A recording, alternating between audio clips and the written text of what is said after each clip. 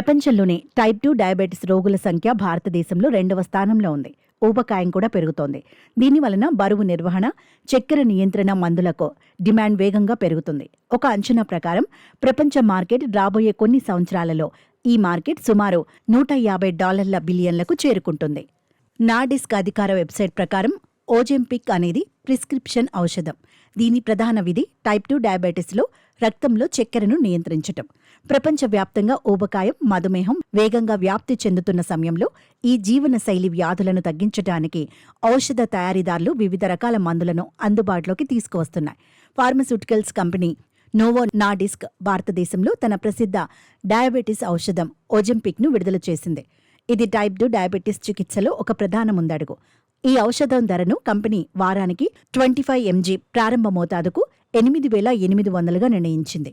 ఈ ఔషధం ముందే నింపిన ఇంజెక్షన్ పెన్ రూపంలో వస్తుంది. ఇది వారానికి ఒకసారి ఇస్తారు. భారతదేశంలో మధుమేహం, ఊబకాయం వేగంగా పెరుగుతున్న సంఘటనలను పరిగణలోకి తీసుకుంటే నిపుణులు దీనిని ఒక ముఖ్యమైన దశగా భావిస్తారు.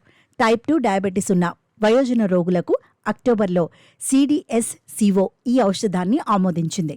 ఇది భారతదేశంలో చాలా కాలంగా ఎదురుచూస్తుందిగా మారింది. దీన్ని అధిక బరువు నియంత్రణలో వాడతారు. ఊబకాయాన్ని తగ్గించే ఔషధం మోంజారోను ప్రారంభించింది మరియు ఆ తర్వాత డానిష్ ఔషధ తయారీ సంస్థ నోవో నార్డిస్క్ జూన్లో తన బరువు తగ్గించే ఇంజెక్షన్ వెగోవీని ప్రారంభించింది. కానీ నేడు నోవో నార్డిస్క్ భారతదేశంలో తన బరువు తగ్గించే ఔషధం ఓజెంపిక్ను విడుదల చేసింది. నార్డిస్క్ అధికారిక వెబ్సైట్ ప్రకారం ఓజెంపిక్ అనేది ప్రిస్క్రిప్షన్ ఔషధం. దీని ప్రధాన విధి టైప్ 2 డయాబెటిస్లో రక్తంలో చక్కెరను నియంత్రించటం. ఈ ఔషధం ప్రధాన సమ్మేళనం సెమాగ్లూటైడ్. ఇది GLP-1 అనే సహజ హార్మోన్ లాగా పనిచేస్తుంది. GLP-1 అనేది భోజనం తర్వాత ఉత్పత్తి అయ్యే హార్మోన్.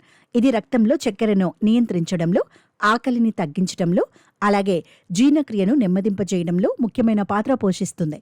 ఓజెంపిక్ ఉపయోగించినప్పుడు దానిలో ఉండే సెమాగ్లూటైడ్ ఆకలిని తగ్గిస్తుంది, రక్తంలో చక్కెరను నియంత్రిస్తుంది, జీర్ణక్రియను నెమ్మదిస్తుంది.